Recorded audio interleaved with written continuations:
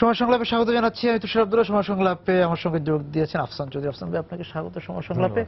একটা শব্দ নিয়ে আলোচনা করতে চাই, বা আলোচনাটার ওদিকে যদি এগিয়ে নিয়ে যেতে চাই। দুঃখিত। আমরা আমরা কথায় কথায় তার ইংরেজি রূপটাই বলি, সরি শব্দটা বলি, দুঃখিত চেয়ে। কিন্তু আসলে এটা কি আমরা মানে এমনি প্রলাপের মতো বলে যাই, কিন্তু আসলে এটা কি খুব অনুধাবন করি সর্বক্ষেত্রে? এবং এই যে অনুধাবন না করা, এটাও তো আমাদের সমাজ বা রাজনীতির একটা সংকট। আমাদের রাজনীতি ক্ষমতার উপরে নির্মিত, আমাদের সমাজটাও ক্ষমতার উপর নির্মিত, আমাদের বিশেষ করে রাজনৈতিক সমাজ। এখন বিদেশে আমি যখন থেকেছি, আমি দেখেছি এইটা দুঃখিত বলাটা হোক আর না হোক, মানুষ দুঃখিত বলে এবং এটা তাদের সংস্কৃতির অংশ। মানুষ কোনো কিছু করলে ধন্যবাদ বলে। এটা শ্রেণীর সঙ্গেও সম্পর্কিত, কারণ আমাদের দেশে কোনো কাজের লোক চায়ের কাপ দিয়ে গেলে আমরা তাকে ধন্যবাদ বলি না, আমরা ভাবি যে এটা তো তার দায়িত্ব, আমরা এটা করি না। তবে এটা হলো আমাদের আচার, আমাদের সংস্কৃতি, অর্থনীতির উপর, যে এই অর্থনীতিতে এখানে শ্রেণী বৈষম্যের বিষয়টা আসে। বিশেষ করে আমাদের যেটা আদি সামন্তবাদী সমাজ, সেখানে এটা তো তার দায়িত্ব হিসেবে, এটা তো তার পাওনা, যে যাকে চা দেওয়া হচ্ছে তার পাওনা হিসেবেই দেখা হয়, অর্থাৎ ধন্যবাদটা দেওয়া হয় না। কিন্তু আমাদের রাজনীতিতে একটা বড় সংকট হচ্ছে যে আমাদের রাজনীতির সংকটও কিন্তু তথাকথিত সামন্তবাদী, অর্থাৎ জমিদার প্রথা ভিত্তিক। আমাদের অর্থনীতি, পূর্ব বাংলার অর্থনীতি, পূর্ব বাংলার সমাজটা মোটামুটি যেটা উঠে এসছে রাজনীতিতে করতে এসছে, তার হচ্ছে জোরদার সমাজের মানুষ। আমাদের দেশের এই যখন এখানে মুসলিম লীগ গঠন হোক বা কৃষক প্রজা পার্টি গঠন হোক, তার ক্ষেত্রে হয় জোরদার নেতৃত্ব দিয়েছে, তারা ছোট ছোট জমিদাররা নেতৃত্ব দিয়েছে। আওয়ামী লীগের, বঙ্গীয় মুসলিম লীগের ক্ষেত্রে হচ্ছে সরওয়ার্দী নেতৃত্ব দিয়েছে, আবুল হাশেম নিয়েছে। একজন জমিদার, একজন কলকাতা কেন্দ্রিক অত্যন্ত বড় সড় ভদ্রলোক। আমাদের সংস্কৃতিতে সাধারণ মানুষ কোনোদিন সাধারণ রাজনীতিতে আসেনি। এখন যারা রাজনীতি করতে এসছে তারা হচ্ছে বড়লোক শ্রেণী। গত 40 বছরে যারা 71 সালের সুবিধাটা সবচেয়ে বেশি পেয়েছে, তারা এখানে রাজনীতি করতে এসছে। বিষয় যেটা দাঁড়ায় সেটা হচ্ছে যে ওর মধ্যে তো ওই দুঃখিত বোধই নাই। ও তো যা পাচ্ছে এন্টাইটেলমেন্ট হিসেবে, এটা আমার পাওনা। তো পাওনার সংস্কৃতিতে দুঃখিত হয় না। আমরা বোধহয় দুঃখিত কখনো বলি না। আমরা দুঃখিত হই, আমরা আসলে বলছি যে আচ্ছা ঠিক আছে, এই সময় তোমার সঙ্গে আমি আর কথা বলছি না, বা এটা হয়েছে। কিন্তু সরি বলতে যে মিন করা, আমার মনে হয় না কেউ মিন করে। আমার রাজনীতিতে তো মিন করেই না। এবং তার প্রভাব আপনি বলছেন যে সমাজ পরিবারে তো এটা পড়বে সম্পূর্ণরূপে। এবং আমরা বিশেষ করে গবেষণা করতে গিয়ে দেখি, আমি তো এই বিষয়গুলো তো আমার স্টুডেন্টরা করে, ওখানে দেখা যাচ্ছে সেটা যে মানুষ একজনের উপরে চাপ প্রয়োগ করাটাকে অধিকারের অংশ মনে করে।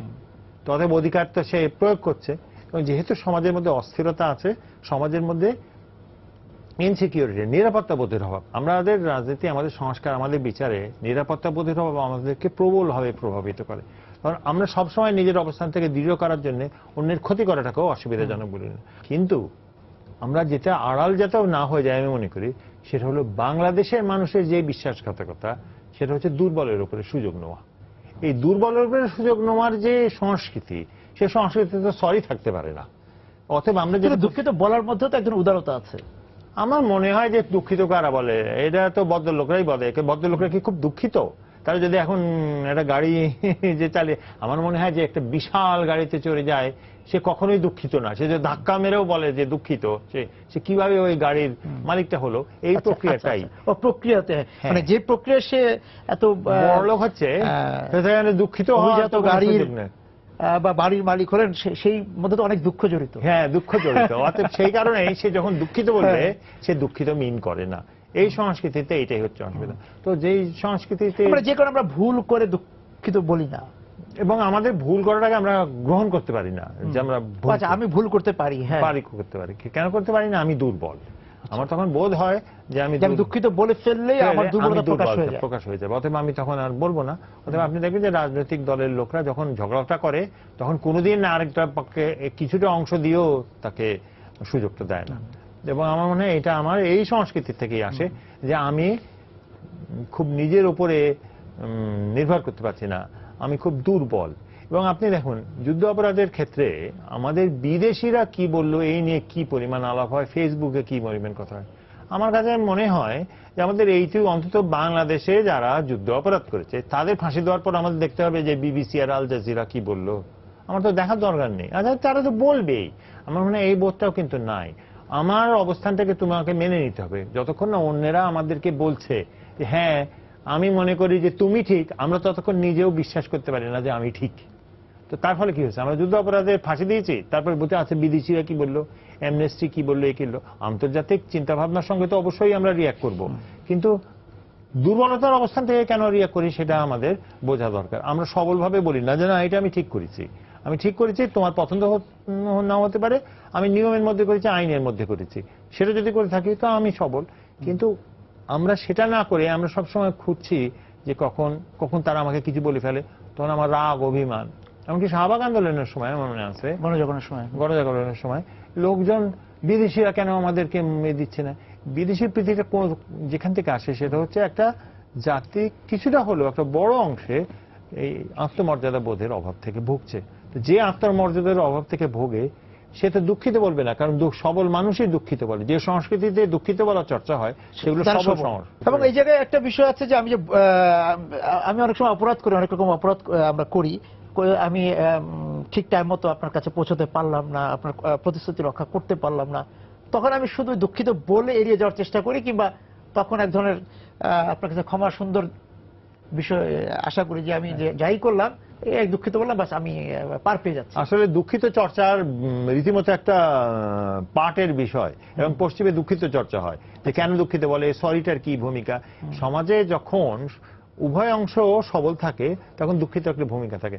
এটা হচ্ছে আপনি নেগোশিয়েট করার একটা পদ্ধতি। আচ্ছা তুমি বলেছো আমিও তোমাকে এরকম সবল, এটা হতে পারে, কিন্তু আমার সমাজে তো তা না। আমার সমাজে তো বিভাজনগুলো খুব পরিষ্কার। শ্রেণী বৈষম্য থাকার কারণে দুঃখিত বলাটা যথার্থ হচ্ছে না।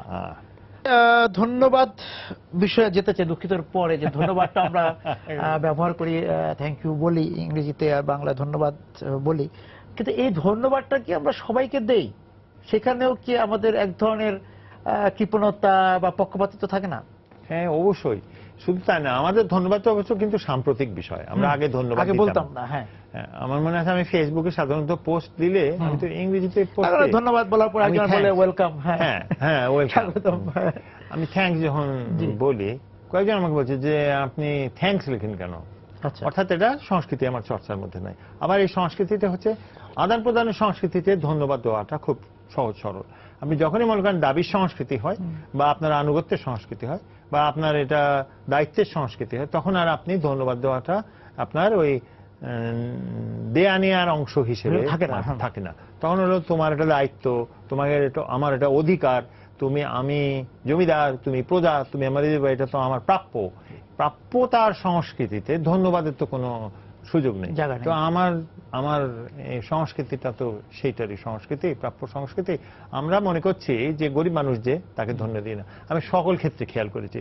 ও যখন বলছিলেন চা দেওয়ার বিষয়, চা দেওয়ার বিষয়টা খুব পরিষ্কার যে আমরা কখনো ধন্যবাদ দিই না, আমরা সহজে তাকে করি না। দোষটা রিক্সা চালককে দিচ্ছি না, কাউকে দিচ্ছি না। অথচ আপনি ওখানে ধন্যবাদ দেওয়াটা একেবারে সংস্কৃতির অংশ। অত কেন? কারণ সেখানে ধন্যবাদ দেওয়াটার ভিত্তিতেই সমাজের যে সম্পর্কগুলো হচ্ছে সেগুলো রক্ষিত হচ্ছে। আমার দেশের সংস্কৃতি আর সমাজ তো শক্তির ভিত্তিতে চলে, আমার তো বোঝাপড়ার ভিত্তিতে চলে না। তো যে সমাজে বোঝাপড়া নাই সে সমাজে ধন্যবাদ বা সরি, দুঃখিত, এগুলোর ভূমিকা কি থাকে? অত্যন্ত পোশাকি। লোকে বলে যে পশ্চিমে ওটা পোশাকি, পোশাকি হলো আমি এটা না পালন করলেও কিন্তু তারপরে আমাকে এটা অসুবিধা হচ্ছে, মানে অনুধাবন করা। আমার মনে আছে আমি একটা ঝামেলার মধ্যে পড়েছিলাম, একজন আমি খুব চিৎকার করে তাকে রাগারাগি করছিলাম। সে মহিলা আমাকে বলছিল ডোন্ট ইয়েল এট মি। সে অপরাধটা করেছে, কিন্তু সে বলছিল আমার গলা উঁচু করে কথা বলে। এটা আমরা ভাবি না, আমরা ভাবি যে আমি যখন বলছি আমি যতদূর সম্ভব নিচু স্বরে কথা বলবো। হ্যাঁ, এইটা তো হলো সংস্কৃতি। এইটা হলো ও টিকে থাকলে, ও যদি অপরাধও করে তাহলে ঠিক আছে তুমি যাও ওখানে কমপ্লেন করো। আমার দেশের মতো তো না যে কিছু একটা হলো আর কিছু করার নেই, শেষ হয়ে গেল। তো আমি অভিযোগ হিসেবে অভিযোগ হয়, আমি কি করি ততক্ষণ পর্যন্ত আমরা চিৎকার ঝগড়া, ওর পরে শেষ। ঢাকা শহর এখন তো অ্যাক্সিডেন্ট অনেক কম হয়, যেহেতু ট্রাফিক জ্যামের মধ্যে গাড়ি চালানো যায় না আমার ধারণা। তো সেই সময় কিন্তু একটা গাড়িতে ধাক্কা লাগলেই কি হয়, মানুষটা বের হয়ে এসে দুজনে মিলে ঝগড়াটা শুরু করে দেয় এবং সবাইকে থামিয়ে রেখে। হ্যাঁ, পশ্চিমে এটা হয় না। কারণ ওখানে আচ্ছা ধাক্কা লাগছে, এর তো নিয়ম কারণ আছে, তোমার নাম্বারটা কি, তোমার ইন্স্যুরেন্স কোম্পানি কি, এটা করে তারা খুব কম রোড রেজ ওদের হয়, কিন্তু আমাদের দেশে তুলনায় হয় না। আমাদের দেশে ধাক্কা লাগলেই তো মারপিট লেগে গেল। আর বড় কথা হচ্ছে ওখানে পুলিশ এসে যাবে, এসে যাবে, টো ট্রাক এসে যাবে। আমাদের দেশে কিছুই আসে না, কেউই আসে না, বড়দের পুলিশ এসে দুজনের আচরণই বা আচারই আমরা বেপরোয়া। আচরণে বেপরোয়া, কারণ আমার সমাজটা ওই রকম। আমার সমাজটা যেহেতু বোঝাপড়ার মাধ্যমে প্রতিষ্ঠিত না, যেহেতু এটা মধ্যে শক্তির উপর প্রতিষ্ঠিত, আমি তো শক্তি প্রয়োগটাই জানি। আমি তো আর আইনের কাছে গিয়ে আশ্রয় গিয়ে সুবিধা পাওয়াটা দেখতে পাচ্ছি না। এবং এই যে আরেকটা বিষয় যেটা বলছিলাম শুরুতে, যে ধন্যবাদ কাকে দিব, যে ধন্যবাদ দেওয়ার ক্ষেত্রে আপনি যেটা বলছেন শ্রেণী বৈষম্যের বিষয় আছে, তারপরে যে আমার নিজের পক্ষে কতটা গেল সেটা বিবেচনা করে ধন্যবাদ দেয়া। ধন্যবাদ দেওয়াটা পুরোপুরি একটা স্ট্র্যাটেজিক বিষয়। আমি কাকে দেবো, কথাটা দেবো, কিভাবে দেবো, কৌশলের বিষয়। এবং সেই কারণে আবার বলছি যে আমাদের কাছে ধন্যবাদটা বোঝাপড়ার পরিষদ থেকে আসেনি, আমাদের শক্তির পরিষদ থেকে এবং অনুকরণীয় থেকে। এবং আমরা যেটা করছি সেটা, হ্যাঁ, আজ আমাদের পশ্চিমা চলাফেরা অনেক বেশি হয়েছে, অনেক বেশি হয়েছে। কিন্তু আমরা চলাফেরা কি কারণে, কি উৎস থেকে ওদের দেশে চলাফেরাটা, ওদের দেশে সৃষ্টি হয়েছে, সেটা আমরা দেখি না। আমারটা বোঝাপড়ার সমাজ না, সাম্য নাই।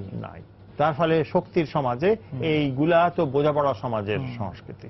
এবং ধন্যবাদ বা দুঃখিত নিয়ে আমরা আলোচনা করছি, এই দুই জায়গার শ্রেণী বৈষম্য বা সাম্যতার বিষয়গুলি, মানে অসাম্য থাকবে না। হ্যাঁ, অবশ্যই সবাই সবার জন্য যে সবচেয়ে বড় লোক সেই লোকও কিন্তু সেগুলির একজনের প্রতীক কিন্তু বিষয়গুলি। হ্যাঁ, এবং সেটা কিন্তু সে বোঝা যাচ্ছে যে একটা পর্যায়ে। সেদিন আমাকে একজন আমার সে স্টুডেন্ট ছিল,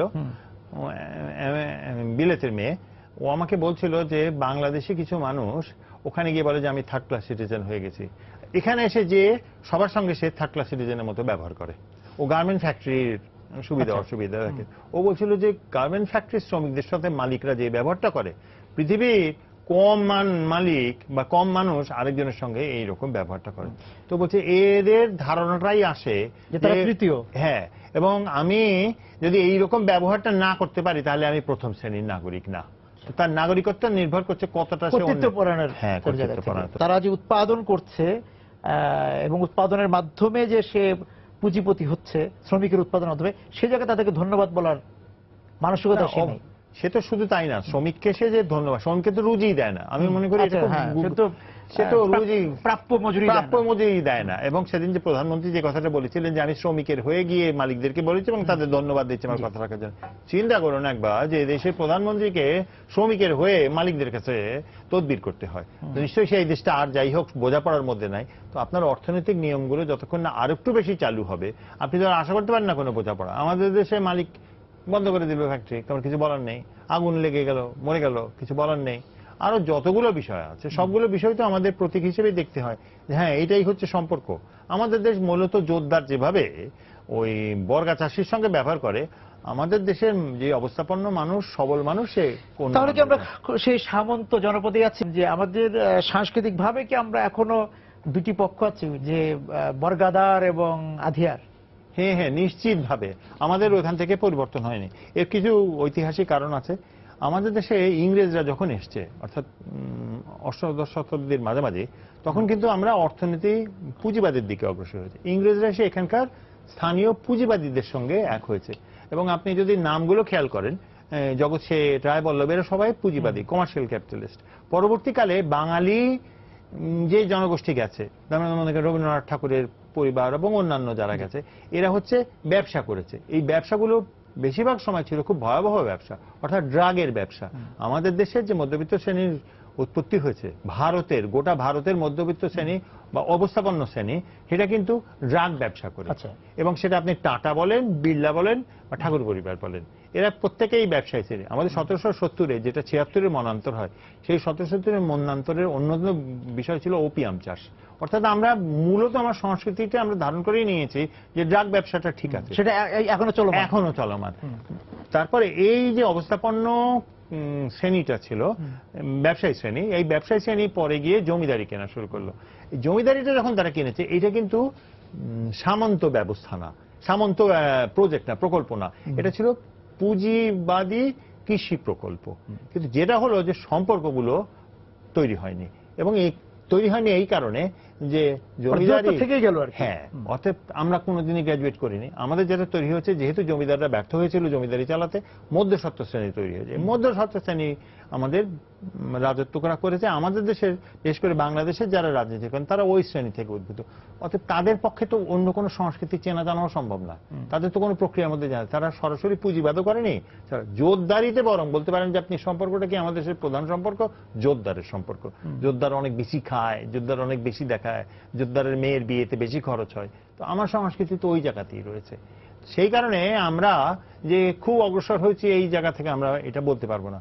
আমাদের দেশে পুঁজিবাদ প্রতিষ্ঠিত হচ্ছে না। আমাদের পুঁজি নিয়োগ হচ্ছে, কিন্তু যে প্রথার মধ্যে নিয়োগ হচ্ছে সেটার মধ্যে পুঁজিবাদের যে সাম্যর বিষয়টা থাকে এটা নাই। পুঁজির বিকাশ হচ্ছে, পুঁজি বাড়ছে, বিকাশ হচ্ছে আমি কিনা বলতে পারবো না। পুঁজি বাড়ছে, হ্যাঁ, পরিবারে বাড়ছে, কিন্তু পুঁজির বিকাশ হচ্ছে। কারণ আপনি একটা জিনিস করেছেন, আপনি গ্রামে বৈষম্য তৈরি করছেন।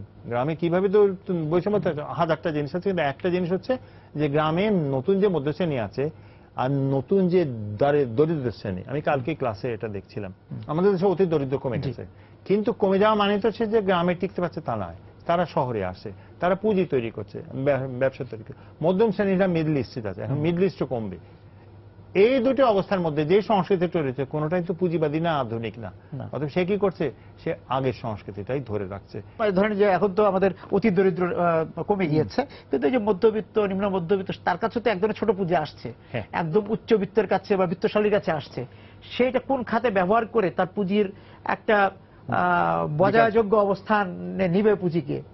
আমার যেটা মনে হয় একটা পরিবর্তন হচ্ছে, মধ্যবিত্ত শ্রেণী, বিশেষ করে শহুরে মধ্যবিত্ত শ্রেণী কিন্তু পুঁজি ব্যবহার করছে। আচ্ছা, শিখছে আমি বলছি না, পুঁজি ব্যবহার করছে, ভোগ করছেও না, ভোগ করছে। হ্যাঁ, ভোগ তো অনেক বেড়েছে, মানে উৎপাদনের চেয়ে ভোগের সংস্কৃতি বেড়েছে। আর উচ্চ মধ্যবিত্তে ভোগের সংস্কৃতি অনেক বেশি বেড়েছে। এরা কিন্তু খুব অনিশ্চিত জীবনযাপন করে, কারণ যেসব অর্থনীতির যে অংশের সঙ্গে তারা জড়িত হয়ে এই ভোগের বিচারটা করে সেগুলো এখনো দুর্বল, ভঙ্গুর। হ্যাঁ, আর নিচের দিকে যেই শ্রেণীটা আছে যারা, তারা ছোট ছোট ব্যবসা যারা করে। আমাদের দেশের মধ্যবিত্ত মানেই কিন্তু গাড়ি চড়ে না, আমাদের দেশের মধ্যবিত্ত মানেই অ্যাপার্টমেন্টে থাকে না। আমাদের দেশের মধ্যবিত্ত অ্যাপার্টমেন্টে হয়তো থাকতে পারে, কিন্তু অনেক ছোটখাটো অ্যাপার্টমেন্টে থাকে। এরা শিখছে, কারণ এরা চাকরির বাজারে প্রবেশ করতে পারছে না, চাকরির বাজার সংকুচিত হয়ে গেছে। চাকরির বাজার তো মধ্যবিত্ত তৈরির বাজার, এই মধ্যবিত্ত তৈরি সেই কারণে। কিন্তু কোন মধ্যবিত্ত? সকল মধ্যবিত্ত না, আমাদের উচ্চ মধ্যবিত্ত যেটা আছে ওইটা দুর্বল হচ্ছে। আর উচ্চবিত্ত যে ব্যবহারটা করছে সে তো জানেও না, সে পুঁজি যে গতিতে আসছে সেই গতি থেকে আবার পলাতক হচ্ছে শিক্ষা সংস্কৃতি। আমাদের শিক্ষা সংস্কৃতি হচ্ছে না, সেটাই বলছে, পালিয়ে যাচ্ছে পুঁজির তারা খেয়ে। আমার পুঁজিও তো চলে যাচ্ছে, পুঁজি বাইরে চলে যাচ্ছে। আমাদের বাঙালি চরিত্রকে দেখতে হলে একটু বিদেশে যাওয়া উচিত। এবং বাঙালি যে আত্মবিশ্বাসের অভাবটা কিভাবে বোঝা যায়, সেটা হচ্ছে যে বাঙালির নিজের সন্তানের, এবং এরাই হচ্ছে যে সবল মধ্যবিত্ত থাকার কথা ছিল, নিজের সন্তানের ভাষা ভুলিয়ে দেয়, স্বেচ্ছায় বাংলা ভোলায়। কারণ কি, তার ভয় যে আমি হয়তো আমি নিজে ইংরেজি বলতে পারি না, চাকরি পাইনি ভালো, আমার ছেলেটা যাতে, মেয়েটা যাতে চাকরি করতে পারে, তো বাংলা বলার দরকার নেই। তো শত বাচ্চা তৈরি হচ্ছে যারা বাংলা বলতে পারে না, চাকরি বাজারের জন্য। হ্যাঁ, চাকরি বাজারের জন্য। এর ফলে কি হচ্ছে, আমার বোঝা যায় যে আমার নিজের সংস্কৃতির উপরে আমার আস্থা নেই। কিন্তু এটা আমরাই করি, আমরা সবচেয়ে বেশি, আমরা খুব ভালো ছাত্র, বাঙালিরা খুব ভালো ছাত্র, কিন্তু বাংলাদেশিরা নিজের সংস্কৃতি ভোলে। তারপর কি হয়, 12-14 বছর বয়সে তখন তার অসুবিধা হয় সে ধার্মিক হয়, খুব হেজাব পরানো শেখায় মেয়েদেরকে, অথবা তা নয় যেটা হয় তাকে গানের স্কুলে দেয়, সেখানে অদ্ভুত বিকৃতি উচ্চারণে তারা রবীন্দ্রসঙ্গীত গায়। কিন্তু প্রত্যেকটাই কিন্তু আসছে তার এই দুর্বলতার বা তার নিরাপত্তা বোধের অভাব। তাহলে শ্রেণী দুটোই থাকলো, এই শাসক এক শোষক, যেটা বিষয় দেখা যায় যে গ্রামে আলাদাভাবে উঠছে, শহরে আলাদাভাবে উঠছে। নিম্নবিত্ত শ্রেণীকে আমরা জানি, এখানে যারা গার্মেন্টস শ্রমিক আসছে বা গ্রামের যে নগর দারিদ্র যেটা যারা অংশ, গ্রামে অতি দরিদ্র, অর্থাৎ তাদের মধ্যে একটা সাযুজ্য আছে, তারা একই শ্রেণীতে আছে, একই ভাষায়। ধীরে ধীরে এখানকার নিম্ন মধ্যবিত্ত উঠছে, তার লক্ষ্য তো মধ্যবিত্ত হওয়া, সেই জন্য সে উপরের লক্ষ্য। আমাদের যে একটা মধ্যবিত্ত শ্রেণী বলতে আমরা যাকে জানতাম, যার শিক্ষা ছিল, যার সংস্কৃতি ছিল, যার উপর ভর করে রাষ্ট্র সমাজ চলত, সে বিদায় নিয়েছে, আবার একটি নতুন শ্রেণী আসছে। সভ্যতা করার মতো অবস্থা যে ওটা দুর্বল হয়ে গেছে এবং ও দিশেহারা হয়ে গেছে। সে নতুনের চরিত্র সম্পর্কে একটু মানে আভাস দিবেন, জেনে নিতে চাই। ইঙ্গিত দিলেন যে একটা নতুন নিম্ন মধ্যবিত্ত বিকাশ হচ্ছে, তারা উঠে আসছে, হয়তো দ্রুত লয়েই উঠে আসছে, তাদের আপনি পায়ের আওয়াজ পাচ্ছেন এই জায়গা থেকে যে তাতে আমাদের সংস্কৃতিতে, ঢাকা শহরের সংস্কৃতিতে, ঢাকার বাইরের সংস্কৃতি অনেক স্থির। ঢাকা কি বলবো, অনেক বেশি স্থির সংস্কৃতি, এটা টানাপোড়ানটা কম। কিন্তু আমার ঢাকা সংস্কৃতি খুব দ্রুত পাল্টায় এবং আমার ঢাকা সংস্কৃতি তালমাতাল সংস্কৃতি। এখানে কারা একটু সুস্থির হতে পারছে আমি দেখতে পাচ্ছি যে এই যাদের চাকরির বাজারও আছে এবং আরেকটা পা কিছুটা হলো দ্বিতীয় আয়ের মধ্যে আছে, এরা এই সংস্কৃতিটা প্রয়োজন। আচ্ছা আচ্ছা, বাড়তি আয় আছে, বাড়তি আয় আছে। দ্বিতীয়, তারা বাড়তি আয়টা কোথায় করে? বিভিন্ন করে। ঢাকা শহর আয়ের একটা কারখানা, টাকা উড়ে বলল। হ্যাঁ, না বড় লোকরা টাকা করে তো, মধ্যবিত্ত শ্রেণী কিন্তু হাজারটা কাজ করে, এটা তাদের খুব পরিশ্রম হয়, তাদের হয়, কিন্তু মধ্যবিত্ত শ্রেণী তারপরেও করে। এবং আমি 2-3টা এক্সাম্পল, আমি এটা অ্যানেকডোটাল থেকে এটাকে এখন স্ট্রাকচারালে নিয়ে যেতে চাই। আমি এতগুলো ক্ষেত্রে দেখছি যে এরা কিন্তু নিজেদের মধ্যে যে এই নেটওয়ার্কটা চালু রেখেছে, তার ফলে যে অন্যকে চেনে জানে করে, তার যে কোনো অসুবিধা থেকে অর্থনীতি উন্নয়নটা, আমি মনে করি যে অর্থনৈতিক উন্নয়ন না হলে আপনার সাংস্কৃতিক এই পরিমাণটা তৈরি হবে। এরা কিন্তু হারছে না, তার মানে এরা একেবারে বিতাড়িত হচ্ছে না। আমরা যদি পরাজিত বলি তাহলে হচ্ছে যে এখানে টিকতে না পেরে সরে যাচ্ছে, এটা হচ্ছে না, অর্থাৎ চলে যাচ্ছে না, থেকে যাচ্ছে, টিকে যাচ্ছে, লড়াই করছে, শান্তিতে নাই, কষ্টে আছে, কিন্তু টিকে যাচ্ছে। আমি যখন প্রথম এই যে 2012-র দিকে এসে হেঁটে হেঁটে বাসায় ফিরতাম, আমি তখনই দেখতে পাচ্ছি যে শ্রেণী পাল্টাচ্ছে। মেয়েরা যে কাজ করে, যখন আমাদের দেশে তো মেয়েদের এই করে ও করে, মানে হাঁটার গতি দেখলে বোঝা যাচ্ছে যে, হ্যাঁ, এবং হাঁটা কারা, কত মানুষ হাঁটছে, কে দ্রুত হাঁটছে, হ্যাঁ, ফুটপাতে মানুষ কারা বাসের লাইনে দাঁড়ায়, এইটার চেয়ে ভালো সূচক আর কিচ্ছু নাই। বাসে কে উঠছে, টেম্পোতে কে উঠছে, এবং তারা কতক্ষণ দাঁড়াচ্ছে, তারা নির্বিবাদে দাঁড়াচ্ছে কিনা, এবং হাজারটা জিনিস তারা প্রয়োগ করছে নিজের অবস্থান থেকে টিকিয়ে রাখতে। এবং তাদের ক্রয় ক্ষমতাও, যে ফুটপাতে কি ধরনের পণ্য ধরনের পাল্টে যাচ্ছে। অ্যাবসলিউটলি, সবচেয়ে বড় কথা হচ্ছে ফুটপাতে যে ক্রয় করছে সেটা গ্লানি মুক্ত ভাবে ক্রয় করছে, এইটা বোঝা যায়, ঘাম ঝরছে না। তো সে কি করছে, সে ভাবছে যে হ্যাঁ এটাই আমার অবস্থান, আমি এইটাকে ধরে রাখবো, এবং সে হাজারটা জিনিস করে টিকে যাচ্ছে। আমি আমরা তো 1 দশক আগেও, আমি একটু জাস্ট বলি আপনাকে একটু, যে আপনি নিশ্চয়ই দেখেছেন 2012 থেকে এই পর্যন্ত আসতে আমরা দেখতাম না যে একদম নিম্ন মধ্যবিত্ত বা নিম্নবিত্ত বা ফুটপাতের পাশে তারা আখের রস খেত, কিন্তু অন্যান্য জুস খাওয়া, জলদি খাবার বা ফাস্ট ফুড যেটা বলি সেটা খেতে দেখতাম না, এখন সেটা তারা খাচ্ছে। শুধু তা না, আমি বলি যে আখের রসটা কিন্তু খুব গুরুত্বপূর্ণ, কারণ আমি যেখানে বাজার করতে যাই সেখানে দোকানের ভেতরেও আখের রস, বড় লোকরা খায়, আর রাস্তার আখের রসটা সাধারণ মানুষ খাচ্ছে। দ্বিতীয়ত হচ্ছে মেয়েরা যে কাজ করে আমাদের দেশে, আমি এখন যদি কোনো মানে মহিলার সঙ্গে দেখা হয় এবং সঙ্গে জিজ্ঞেস করি যে কাজ করে না, আমি একটু আশ্চর্য হই, কারণ আমি যাদেরকে চিনি প্রত্যেকে কাজ করছে। তো আমি যখন হেঁটে ইউনিভার্সিটি থেকে ফিরি, আমি যেই মেয়েদেরকে দেখি ফিরছে যাচ্ছে, সে হিজাব পরা হোক, নিকাব পরা হোক বা কোনো কিছু না পরা বিষয় না, হ্যাঁ, তার মানে বোঝা যায় কি সংগ্রাম করার জন্য সে প্রস্তুত, সংগ্রাম সে করছে, সে এবং সে অনেকগুলো কারণে সে সংগ্রাম করাটা তার জন্য সহজ হচ্ছে। আরো হাজারটা ঝামেলা আছে, কিন্তু সে তো হাঁটছে না, সে তো থাকছেই, সে তো পরিসর তৈরি করছে। তো আমাদের দেশে ফিরে যাচ্ছে না, এবং এটাই হচ্ছে সবচেয়ে বড় সুযোগ, এই শহরে সে থাকবে এবং এই শহরে তাকে অধিকার দিতে যায় না, তারপরেও সে থাকবে, অধিকারটা সে তৈরি করে নিচ্ছে। সে হয়তো সরকারের সঙ্গে রোজগারের জায়গা হিসেবে বেছে নিয়েছে, এবং এটাই আমার মনে হয় এই মধ্যবিত্তের উঠতে, এই নিম্ন থেকে তারা উঠছে, এবং এটা আমাদের মানে একটা বিষয় খুব গুরুত্বপূর্ণ বিষয় আপনি যেটা বললেন যে আয়ের বিকল্প পথ আছে। হ্যাঁ, এই যে বিকল্প অর্থনীতি, এই বিকল্প অর্থনীতি ঢাকা শহরকে টিকিয়ে রেখেছে। অর্থাৎ এই ঢাকা শহরে যে বিকল্প অর্থনীতি তো নগরায়নের সঙ্গে সঙ্গে উপজেলা গ্রামের দিকেও যাচ্ছে ধীরে ধীরে। হ্যাঁ, এবং সেটাই হবে। গ্রামের অর্থনীতি কৃষির বাইরে হচ্ছে বিদেশে অফ ফার্ম অ্যাক্টিভিটি, এইগুলো কিন্তু মোটামুটি মানুষে করছে এবং অনেক করছে। ঢাকা শহরে আমি জানি মানুষরা যে করছে, গ্রামের সঙ্গে যে ব্যবসাটা, যেটা আগে কখনো ছিল না। তো আপনার কি হচ্ছে, আপনার রাস্তা হয়েছে, রাস্তার ফলে বাস হয়েছে।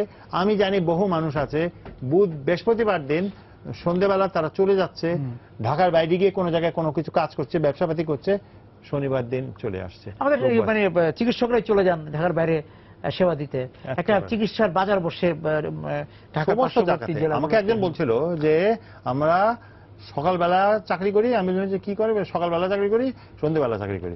কোন সন্ধ্যেবেলা কি চাকরি করেন আপনি? বলে ফুটপাতে কি বলে তোয়ালে বিক্রি করি। তো এই সংস্কৃতি কিন্তু আগে ছিল, এখন এটা অনেক বড় হয়ে গেছে। এই ধরনের চাকরি আমরা হয়তো লন্ডনে দেখেছি, নিউ ইয়র্কে দেখেছি একসময়, কিন্তু এখন ঢাকাতে চলে আসছে। ঢাকাতে এর হচ্ছে যে একটা মানুষই করছে দুইটা এবং সবলভাবে করছে, সে নির্ভয় করছে। আমি কালকে শুনছিলাম একজন বলছে তার চাকরি যে আমাদের যে প্রাতিষ্ঠানিক অর্থনীতি সেটা দুর্বল হচ্ছে, তার ফলে অপ্রাতিষ্ঠানিক অর্থনীতি। এই যে টাকাটা হচ্ছে, এই যে একটা নতুন শ্রেণী তৈরি হচ্ছে নিম্ন মধ্যবিত্তের দিকে আগুয়ান, তারা কি আমাদের সংস্কৃতিকে কখন নেবে? তারা তার সংস্কৃতি, আমাদের সংস্কৃতির পাহারাদার কি হবে? আমার সংস্কৃতি যদি মধ্যবিত্ত উচ্চ মধ্যবিত্তের সংস্কৃতি আমার সংস্কৃতি হয়, রাবেন্দ্রিক সংস্কৃতি যদি আমার সংস্কৃতি হয়, এদের সঙ্গে সেটা সম্পর্ক নাই। তারা ওই সংস্কৃতির লোক। কিন্তু আমার তো মাটি ও মানুষের সংস্কৃতি দরকার। আমার মাটি ও মানুষের সংস্কৃতি নির্ধারণ করবে ওই মানুষগুলো। কারণ আমরা যখন মাটি ও মানুষের সংস্কৃতি বলেছি, আসলে আমরা কিন্তু মাটি ও মানুষের সংস্কৃতি বলিনি। আমরা আমার সংস্কৃতিকেই বলেছি একমাত্র এটাই সংস্কৃতি, মাটি ও সংস্কৃতি। হ্যাঁ, এটা আর চলবে না। গ্রাম্য, ওটা গ্রাম্য সংস্কৃতি। গ্রাম্য সংস্কৃতি শহরে আসছে, গ্রাম্য সংস্কৃতি যে সাবল্য নিয়ে আসছে, এই সাবল্য বাংলা ইতিহাস দেখেনি। আপনাকে অনেক ধন্যবাদ আজকে আমাদের সঙ্গে যোগ দেওয়ার জন্য। দর্শক যারা ছিলেন আজকে সময় সংলাপের সঙ্গে এই আলোচনায়, আপনাদেরকে ধন্যবাদ জানিয়ে শেষ করছে আজকের সময় সংলাপ। দেখা হবে আগামী দিন। সবাই সুন্দর থাকুন।